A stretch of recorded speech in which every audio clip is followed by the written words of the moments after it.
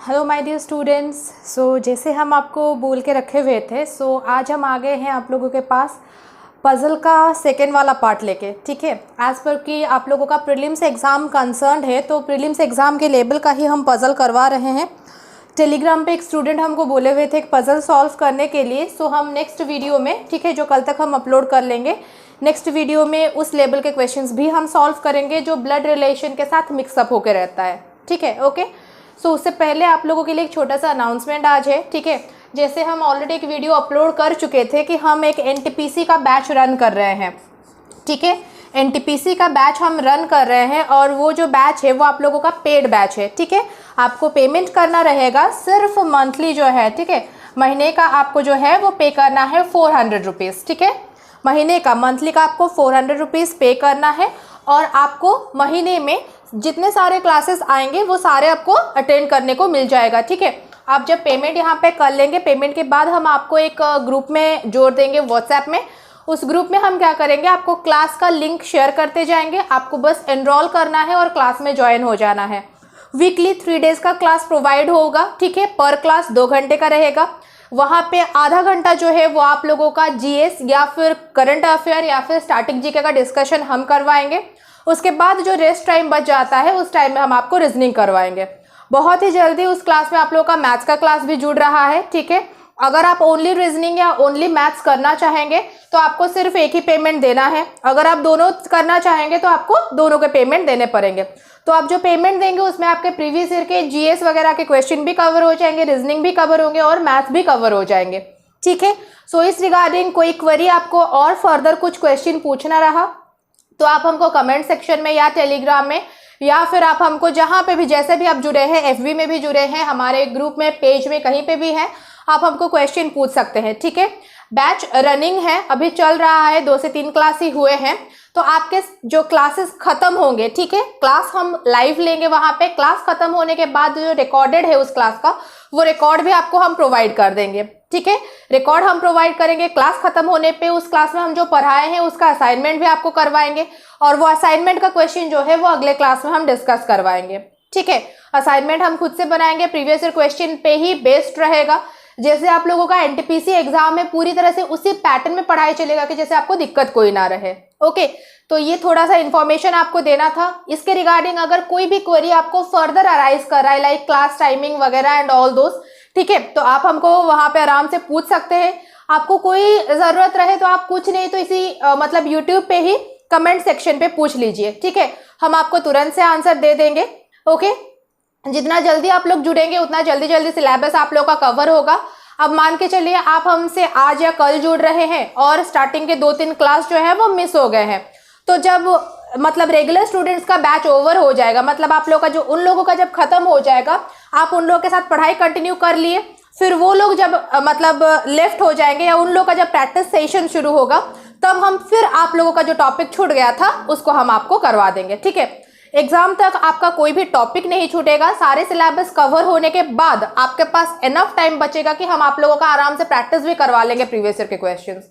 Okay, then after अगर कुछ doubt रहा then you guys can ask me. Okay, आप जैसे भी जहां पे भी जुड़े हैं हमसे, आप लोग हमसे पूछ सकते हैं कोई अगर आप लोगों को इश्यू रहा तो। ठीक है, तो आ जाते हैं आज के क्लास पे। तो हम आपको बोले हुए थे आज हम आप लोगों को और कुछ पैटर्न के पजल और सिटिंग अरेंजमेंट के क्वेश्चंस करवाएंगे। ठीक है, तो आ जाते हैं पजल और सिटिंग अरेंजमेंट का सेशन आज शुरू करने के लिए। Okay, so next move to the question now. Okay guys, so moving to the question आप सब लोगों को आसान से विजिबल है, आराम से विजिबल है। छोटा सा क्वेश्चन है क्योंकि प्री लेवल का है, जैसे कि हम आपको बोले हुए थे। ठीक है, प्री लेवल का है तो छोटा सा ही क्वेश्चन है। देखो क्वेश्चन यहाँ पे अभी जो है ये कैसा वाला क्वेश्चन है, फ्लोर वाला क्वेश्चन है। ठीक है, फ्लोर वाला क्वेश्चन है। 1 2 3 4 5 6 7 8 यहाँ पे मेंशन भी है, 8 लोग रह रहे हैं, 8 डिफरेंट फ्लोर पे, एक बिल्डिंग के 8 फ्लोर पे। मतलब जाहिर सा बात है तुम्हारे क्वेश्चन का जो अरेंजमेंट होगा वो 8 के 8 प्लेस में बैठेंगे, क्योंकि यहाँ पे कोई वैकेंट फ्लोर का डेटा नहीं है। ठीक है, वैकेंट फ्लोर वाला भी क्वेश्चन कभी कभार आ जाता है, पर यहाँ पे फिलहाल कोई वैकेंट फ्लोर वाला क्वेश्चन नहीं है। फिर बोल रहा है बिल्डिंग जो है उसका नंबर 1 से लेके 8 तक है, उसके बाद बिल्डिंग के बारे में कोई और डेटा नहीं है।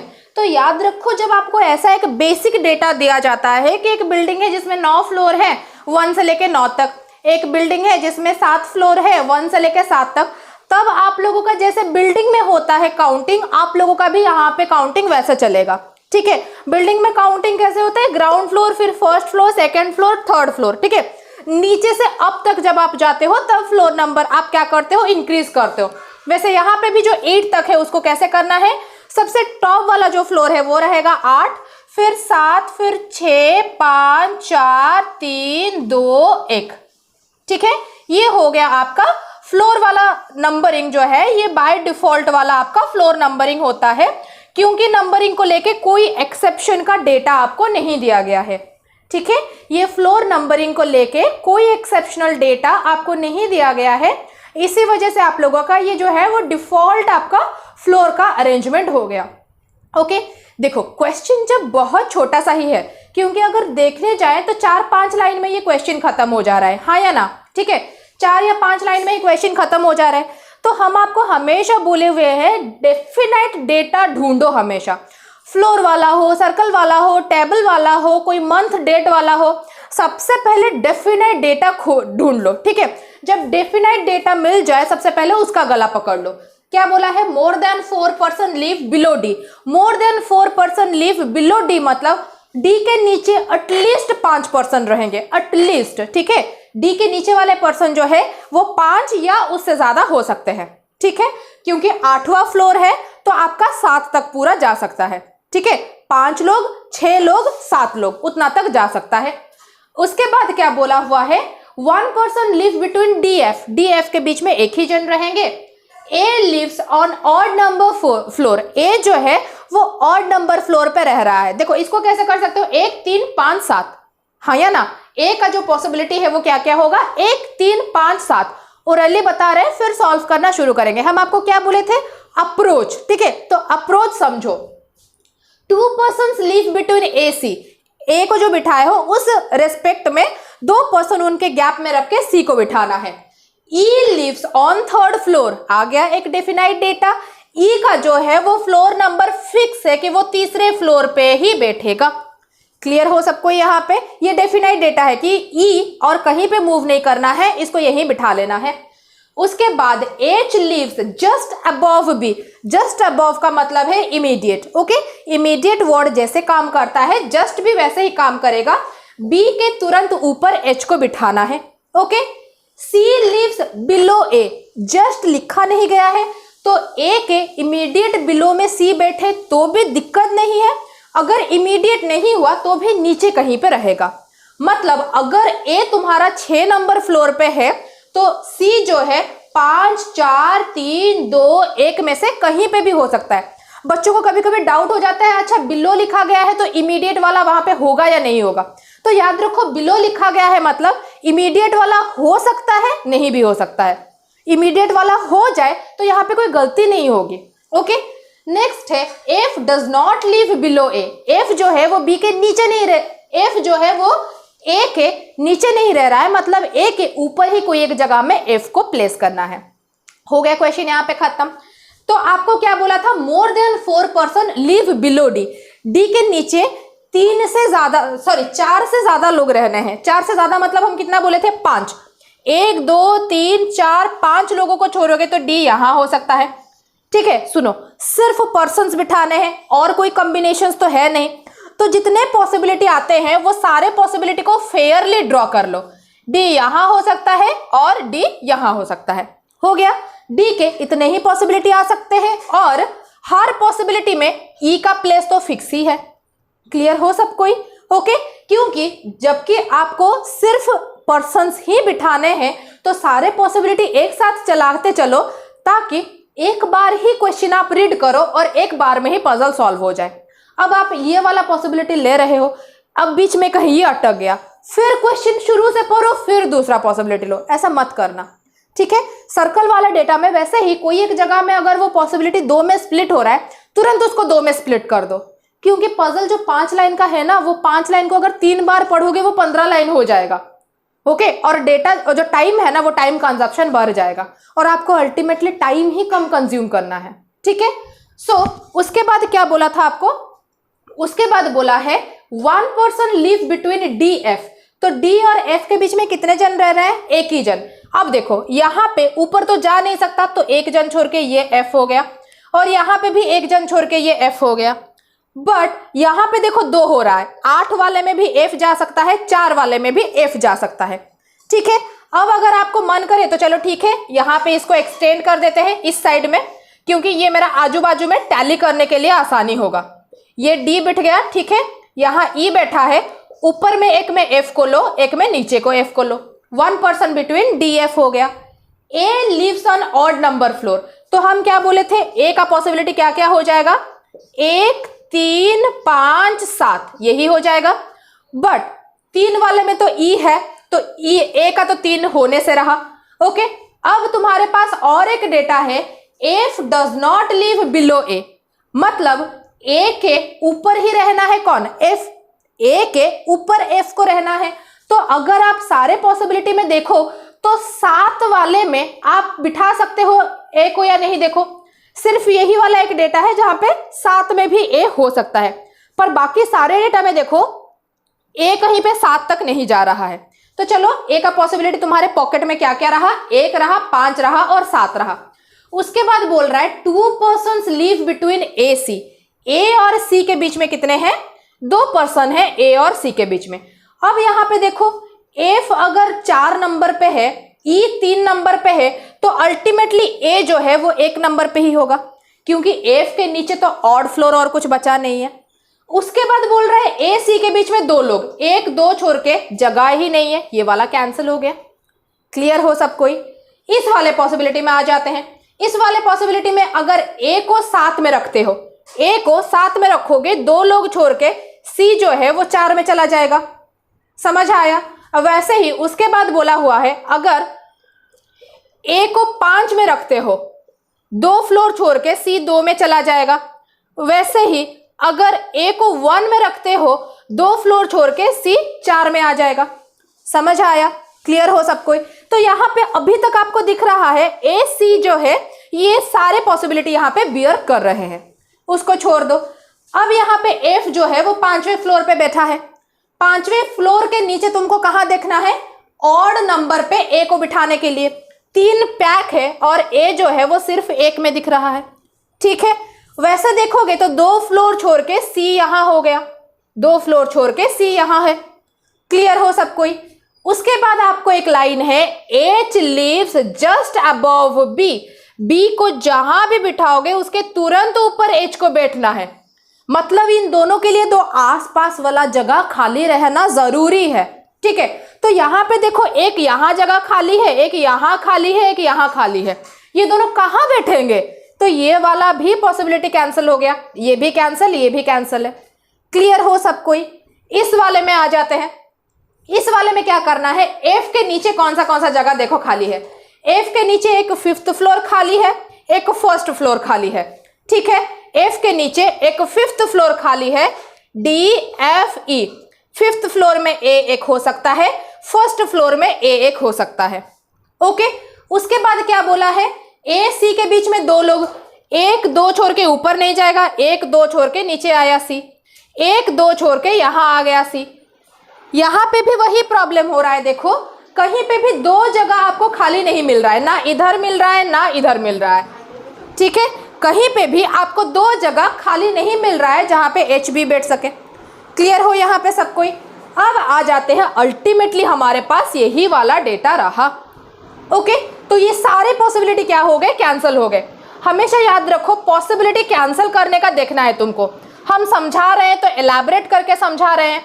आप जब एग्जाम में सॉल्व करोगे तब ये दोनों डेटा जो है ना साइमल्टेनियसली लेके चलोगे, ये दोनों डेटा को। ठीक है, ए ऑड नंबर फ्लोर, ए सी के बीच में 2 लोग, उसके बाद एच बी नजदीक में रहेंगे, आसपास रहेंगे। ये दोनों डेटा को जब साइमल्टेनियसली लेके चलोगे आपको सारे पॉसिबिलिटी एकदम धड़ाक धड़ाक से कट जाएंगे। ओके, तो अब ये लास्ट वाला जो आप लोगों का बचा है, इसमें हम आपको क्या बोले थे, ए को ऑड नंबर पे बिठाना है, ए सी के बीच में 2 लोग रहना है, 2 आसपास वाले जगह खाली रख रहा है जहां पे एच बी भी बैठ सके। ठीक है, तो चलिए ए को हम बिठाते हैं 7 नंबर पे। तो 2 लोग छोड़ के यहाँ हो गया C। जब यहाँ C हो गया तो तुम लोगों का HB जो है वो यहाँ बैठ जाते हैं, ठीक है। दूसरा देखते हैं, ये F हो गया, ये D हो गया, ये E हो गया। दूसरे में अगर A को यहाँ बिठाते हैं तो 2 लोग छोड़ के C यहाँ हो गया, ठीक है। बट AC यहाँ होने पे देखो BH को बिठाने के लिए और जगह नहीं है, मतलब और कोई पॉसिबिलिटी वर्कआउट नहीं करेगा, सिर्फ यही वाला पॉसिबिलिटी तुम्हारा वर्कआउट करेगा। एंड दिस विल गना गिव यू योर आंसर। और ये तुम लोग का फाइनल आंसर है। A हुआ, B हुआ, C, D, E, फिर F हो गया और बचा है यहाँ G, और G बिठ जाएगा यहाँ पे। Okay, F, A, D, G, C, E, H, B, ये हो गया आपका आंसर। तो हम आपको बोले हुए थे डेटा को जब आप अच्छे से सिंक्रोनाइज कर पाओगे पॉसिबिलिटी उतने अच्छे से कट जाएगा। आई होप ये क्वेश्चन आप लोगों को पूरा समझ आया। ओके, जैसे कि हम बोले हुए थे एक बार क्वेश्चन देखना, खुद सॉल्व करना, अपना सॉल्व करने के बाद अगर आपको डाउट रहा या फिर आपका अप्रोच आपको कुछ लगा, फिर आप इस मेथड को यूज करना। यूज करने से पहले फिर से बता दे रहे, हम पढ़ा रहे हैं, समझा रहे हैं, इसी वजह से पूरा क्लियरली एलैबोरेट कर रहे हैं। आप जब सॉल्व करोगे AC वाला डेटा और BH वाले डेटा को कंबाइन लेके चलना, तब आपके जो सारे पॉसिबिलिटी है ना, इतना सारा, अरे मैम आप इतना बना दी, एग्जाम में तो टाइम खत्म हो जाएगा। नहीं, जब आप एग्जाम में बनाओगे ये इतने छोटे छोटे डेटा है कि ये दोनों को आप साथ लेके आराम से चल सकते हो, ठीक है। जब डेटा को साथ लेके चलोगे, क्या लेना है, A का ऑड नंबर, A C के बीच में 2 लोग रहेंगे और 2 पास वाले जगह खाली होने चाहिए H और B के लिए, बस इतना डेटा लेके चलना है। समझ गए? आई विश आप लोगों को ये क्लियर हुआ। ये क्लियर होने के बाद एक बार इस क्वेश्चन को फिर से सॉल्व करने की कोशिश करना, ठीक है। तो मूविंग करते हैं नेक्स्ट क्वेश्चन पे। So this one is the second question. Okay, आप लोगों के लिए ये रहा सेकेंड क्वेश्चन। क्वेश्चन आप लोगों को शायद सबको विजिबल है, तो आपको सबसे पहला क्या करना है, क्वेश्चन एक बार देखिए, क्वेश्चन को पॉज करिए और खुद से पहले सॉल्व करिए, ठीक है। क्योंकि हम आपको ऑलरेडी अप्रोच बता दिए हैं, 1-2 क्वेश्चन आप बना भी चुके हैं, ठीक है। सो इसी वजह से आप एक बार कोशिश करिए, फिर उसके बाद देखिए कि हम इसको सॉल्व कैसे कर रहे हैं, ठीक है। तो अपना कोशिश जो है वो हमेशा लगाते रहना है। ओके, सो क्वेश्चन क्या है, देखो 1 2 3 4 5 6 7 8 जन। ओके, अगेन 8 जन का डेटा है, ये लोग एक सर्कल में बैठे हुए हैं। ओके, बट उसके साथ साथ थोड़ा सा यहाँ पे क्या है, हड़बड़ी चीज दी गई है, वो ये है 2 of them are faces outward and rest faces center। इसका मतलब 8 जन में से 6 जन सेंटर को फेस कर रहे हैं और 2 जन जो है वो कहाँ है, बाहर की तरफ फेस कर रहे हैं, ठीक है। 8 जन का डेटा है, वहां पे आप लोगों का 2 जन जो है वो बाहर की तरफ है और रेस्ट जो 6 जन है वो कहाँ है, सेंटर की तरफ है। ओके, हम आपको क्या बोले हुए थे, सबसे पहले जो है वो डेटा को सिंक्रोनाइज करने की कोशिश करो। ओके, छोटे से रफ पेपर में जैसे वो डेटा आपका अट जाए। डेटा क्या है, R is second right of Q and faces outward. हम आपको बोले हुए थे पिछले वीडियो में कि ब्लड रिलेशन का वीडियो अच्छे से देखो, क्योंकि वहां पे हम कंजक्शन का यूज बहुत अच्छे से समझाए हैं। यहाँ पे क्या बोला गया है, एंड, और हम आपको बोले थे एंड जो है वो सेंटेंस का सबसे फर्स्ट पर्सन जो होता है उसको डिनोट करता है। तो R जो है वो Q के सेकेंड राइट में बैठा है, तो इसको कैसे डेटा बनाएंगे, Q के सेकेंड राइट में R है और R जो है वो सेंटर को फेस किया है। हो गया डेटा ड्रॉ। ओके, R जो है वो Q के सेकेंड राइट में है और R ही जो बंदा है वो सेंटर को फेस किया है, सॉरी वो फेस किया है outward and faces outward, sorry वो जो है आउटवर्ड फेस किया है, ठीक है। तो आपको 2 ही लोग चाहिए थे आउटवर्ड फेस करने वाले, एक बंदा मिल गया है R। U is immediate right of P, इसका मतलब P के इमीडिएट राइट में कौन है, U है। ओके, फिर बोला है एंड का मतलब क्या, सेंटेंस का फर्स्ट पर्सन कौन है, U। U जो है वो 4th लेफ्ट ऑफ Q है, इसका मतलब यहीं पे डेटा आप जोड़ सकते हैं, Q के 4th लेफ्ट में U है। अब आप बोलेंगे मैम इसको एक दूसरा लाइन क्यों नहीं बनाए, देखो लाइन अगर 5 यहाँ पे भी लिखोगे, ये भी 5 लाइन और इसको भी 5 लाइन लिखोगे, तो उस रफ डेटा का मतलब ही क्या रह जाएगा। समझ आया? रफ डेटा ऐसा होना चाहिए जो आपके लिए फायदेमंद बने, जो आपके डेटा को जोड़ पाए, ठीक है। तो हम यहाँ पे क्या किए, हम सोचे Q एक बंदा है जिसको लेके R मिलेगा, Q एक बंदा है जिसको लेके U मिलेगा और U को लेके हमको P भी मिल जाएगा। मतलब ये चारों लोग जो है ये सारे के सारे आपस में क्या है, जुड़े हुए हैं।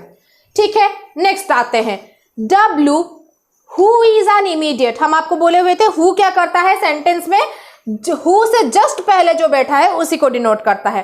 तो यहाँ पे W जो है वो इमीडिएट नेबर ऑफ क्या है, Q है। तो आप यहीं पे इसको लिख सकते हैं Q W जो है वो क्या है, आपस में नेबर्स है।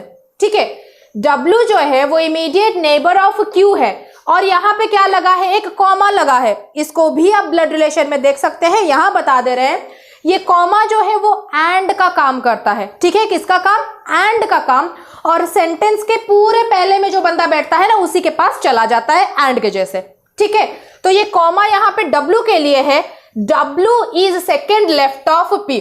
देखो इसको भी यहीं पे जोड़ो, P के सेकेंड लेफ्ट में कौन है, W है। ठीक है, देखो मेरा डेटा सब यही दिख रहा है, तो मुझे यहीं से पता चल रहा है कि ये पजल जो है काफी इजी है क्योंकि डेटा एक दूसरे से लिंक्ड है।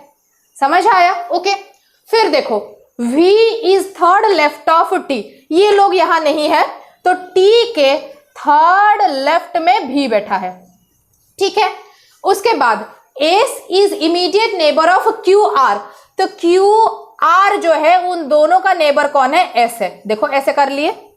ठीक है, S जो है वो QR दोनों का नेबर है। Q लेफ्ट राइट कहीं पे हो सकता है, R लेफ्ट राइट कहीं पे भी हो सकता है, पर S मिडिल में ही बैठेगा क्योंकि S दोनों का नेबर हो रहा है। ठीक है, neighbours of S are facing outward. लो काम ही खत्म हो गया। S के जो दोनों नेबर है ना वो बाहर की तरफ फेस कर रहे हैं, उसके पिछले वाले लाइन में है S के दोनों नेबर कौन कौन है, QR। ठीक है, R ऑलरेडी आउट वाला था और Q भी तुमको आउटसाइड वाला मिल गया। इसका मतलब क्वेश्चन के बाकी सारे के सारे लोग क्या होंगे, सेंटर फेसिंग हो जाएंगे और क्वेश्चन यही खत्म है। T is an immediate neighbour of R। तो T जो है वो क्या है, R का नेबर है और इसके लिए भी हम एक्स्ट्रा लाइन नहीं बनाएंगे। समझ आया? तो देखो वो जो क्वेश्चन था ना वो क्वेश्चन कितना अच्छा दिख रहा है क्योंकि आपको सारे डेटा एक दूसरे के आसपास दिख रहे हैं। ठीक है, ये हॉचपॉच वाला क्वेश्चन मुझे कितना आसानी से दिख रहा है और पूरा गाइड मिल जा रहा है कि मुझे किसके बाद किसको चलाना है। ओके, क्लियर हो? अब इसके बाद क्या करेंगे, क्वेश्चन ड्रॉ करना हम लोग शुरू करेंगे। ठीक है, तब तक हम क्या करते हैं, क्वेश्चन को इरेज कर लेते हैं ताकि हमको थोड़ा स्पेस मिल जाए। ओके, सो हम यहाँ पे क्या किए हैं, आपका क्वेश्चन जो है वो पूरा इरेज कर लिए हैं क्योंकि हमारे पास डेटा यहीं पे बैठा हुआ है। ठीक है, देखिए हम एक साइड पे एरो लगाए हैं, P से W है और एरो लगा है मतलब P के सेकेंड लेफ्ट में W है। ठीक है, एरो ऐसे लगाना या फिर अपने डेटा को ऐसे ही लिखना जैसे खुद समझ पाओ। क्लियर? तो चलो, कितने लोग थे हमारे पास, 8। इसको हमेशा क्या करना है, ऐसे ही ड्रॉ करना क्योंकि आप लोगों का कभी कभी होता है 8 लोगों में सपोज बोलेगा R के, ठीक है सॉरी R के फोर्थ लेफ्ट में Q है। आपको बोला है Q is fourth left of R। 8 में से 8 का बाई 2 आधा कितना है, 4 नंबर। तो इसका मतलब Q के फोर्थ लेफ्ट में हो या फिर फोर्थ राइट में हो, 8 लोग हैं उसमें से 2 लोग अगर आपस के फोर्थ पोजीशन में बैठे हैं तो हमेशा याद रखना वो दोनों आमने सामने होंगे। आउटवर्ड फेस करे, सेंटर फेस करे, कहीं पे भी फेस करे। 8 लोग हैं, 8 लोगों में से 2 लोग आपस में फोर्थ प्लेस की दूरी में बैठे हैं मतलब उनको आमने सामने बैठना ही है। 6 लोग हैं, वहां पे 2 लोग थर्ड प्लेस के रेस्पेक्ट में बैठे हैं मतलब वो दोनों आमने सामने ही होंगे। वो आउटवर्ड हो, सेंटर हो या उनमें से एक आउटवर्ड एक सेंटर भी क्यों ना हो। ठीक है, उससे कोई फर्क नहीं पड़ता। क्लियर हो? तो इसी वजह से हमेशा क्या करना, ऐसे ड्रॉ करना कि एक के आमने सामने में दूसरा रहे या फिर 2 लोग हमेशा पेयरिंग में तुमको दिखते रहे। क्लियर हो? ठीक है, तो आपको क्या बोला था, 2 लोग मिल गए हैं Q और R जो दोनों क्या है, आउटवर्ड है। ओके, 8 में से आप रैंडम कहीं प्लेस में भी लेके शुरू कर सकते हैं। तो Q क्या है, आउटवर्ड है। तो चलो सपोज Q को यहां बिठाए और वो आउटवर्ड फेस किया। याद रखो एक सर्कल में अगर पर्सन सेंटर को फेस करके बैठा है, ओके, एक सर्कल में अगर पर्सन सेंटर को फेस करके बैठा है तो घड़ी का उल्टा डायरेक्शन मतलब घड़ी का एंटी क्लॉकवाइज डायरेक्शन जो है वो उसका राइट साइड होगा। ठीक है, और घड़ी का जो क्लॉकवाइज डायरेक्शन है वो उसका क्या होगा, लेफ्ट साइड होगा। याद रखो अगर वो बंदा सेंटर फेसिंग है तो। ओके, अगर वो बंदा आउटवर्ड फेसिंग है तो घड़ी का एंटी क्लॉकवाइज जो है वो उसका लेफ्ट हो जाएगा और क्लॉकवाइज जो है वो क्या हो जाएगा, उसका राइट हो जाएगा। ठीक है, ये बेसिक डेटा बताना था आप लोगों को। ये बेसिक डेटा भी कॉपी में नोट डाउन कर लेना, क्योंकि आपको ये जानना बहुत ज़्यादा ज़रूरी है कि बंदा कहाँ फेस करने से लेफ्ट राइट कैसे चलता है। ओके, तो Q क्या है, आउटवर्ड फेसिंग है, और Q के सेकेंड राइट में R बैठा है। उसका सेकेंड राइट मतलब आउटवर्ड है, मतलब राइट कहाँ से चलेगा, इधर से चलेगा। उसके सेकेंड राइट में R है और R भी आउटवर्ड है। तो यहाँ पे सारे तीर हम अंदर लगा देते हैं, क्योंकि जो भी जहां बैठेगा वो क्या होगा, सेंटर होगा। ठीक है, उसके बाद एक डेटा हमको क्या मिला था कि Q और W जो है वो आपस में क्या होंगे, नेबर हो जाएंगे। ठीक है, Q और W जो है वो आपस में नेबर हो जाएंगे। और एक डेटा यहां पे लगा है, Q के फोर्थ लेफ्ट में U है। वेरी गुड, अभी फोर्थ वाला डेटा बताए थे। Q के फोर्थ लेफ्ट में मतलब Q के सामने ही U बैठेगा। ठीक है, Q के फोर्थ लेफ्ट में U मतलब Q के सामने ही आपको क्या करना है, U को बिठा देना। ओके, यहां तक क्लियर हो गए सब कोई। ओके, तो उसके बाद आपको क्या बोला हुआ है, P के इमीडिएट राइट में U है। P के इमीडिएट राइट में U है, इसका मतलब Q R अगर आउटवर्ड बंदे चले गए तो P अल्टीमेटली इनवर्ड वाला बंदा है। तो P का इमीडिएट राइट, ये दोनों बचे हैं। अगर P को यहां बिठाओगे तो ये P का इमीडिएट लेफ्ट हो जाएगा। तो आपको कहां बिठाना है, P को यहां बिठाना है कि उसके इमीडिएट राइट में आपको क्या दिखे, U दिखे। क्लियर हो सब कोई। उसके बाद और क्या डेटा है, आपको बोला है P के सेकेंड लेफ्ट में W है। ठीक है, P के सेकेंड लेफ्ट में कौन है, W है। सेंटर फेसिंग है तो उसका लेफ्ट मतलब इधर चलेगा। तो उसके सेकेंड लेफ्ट में W है और वो W Q का नेबर है। काम खत्म हो गया। ठीक है, उसके बाद क्या बोला है, Q R का नेबर कौन होगा, S होगा। Q R का नेबर जो है वो S है। उसके बाद आपको क्या बोला है, R T जो है ये दोनों नेबर है। तो R T नेबर हो गया और T के थर्ड लेफ्ट में V है और V यहां बैठ गया। ठीक है, क्लियर हो। एक ही डेटा में पूरा क्वेश्चन सॉल्व हो गया। कंपैरेटिवली काफी इजी क्वेश्चन था। ठीक है, अगर देखने चलो तो अगर आप लोग का लक अच्छा हो तो पीओ में ये आ सकता है, अदरवाइज क्लरिकल के लिए पूरा परफेक्ट क्वेश्चन है। ठीक है, एक ही डेटा है जहां पे पॉसिबिलिटी लगने नहीं है। हम आपको अप्रोच समझा दिए कि इसी अप्रोच में क्वेश्चन करना है। ठीक है, ये क्वेश्चन हम इसी वजह से पिक किए थे, क्योंकि डेटा कैसे मिनिमाइज करके ड्रॉ करना है वो आपको सिखा रहे थे हम। ठीक है, डेटा को कैसे मिनिमाइज करके लिखा जाता है वो हम आपको सिखा रहे थे। तो आज के वीडियो में ये दो क्वेश्चन हम आपको सॉल्व करवाए हैं। फिर कल आएंगे आपके पास फिर कुछ नए क्वेश्चन लेके। ठीक है, एक फ्लोर वाला आज कराए, एक सर्कल वाला कराए। ओके, कुछ हाई लेवल के और क्वेश्चन लेके हम कल आपके पास पहुंचेंगे। आपका वीडियो अगर आज का वीडियो अगर आप लोग को अच्छा लगा तो लाइक ज़रूर कर देना और शेयर भी कर देना। ठीक है, क्योंकि आप लोग जब मतलब वीडियोस बहुत ज़्यादा देखते हो और अपने दोस्तों को जोड़ते हो तो तब हमको भी मन करता है कि हम और अच्छे अच्छे क्वेश्चन आप लोगों के लिए लेके आए। ठीक है, फिर से रिमाइंड करा देते हैं, एनटीपीसी बैच के रिगार्डिंग अगर कुछ भी डेटा चाहिए है तो हमको कमेंट में ज़रूर पूछ लीजिएगा। Okay, thank you, bye bye.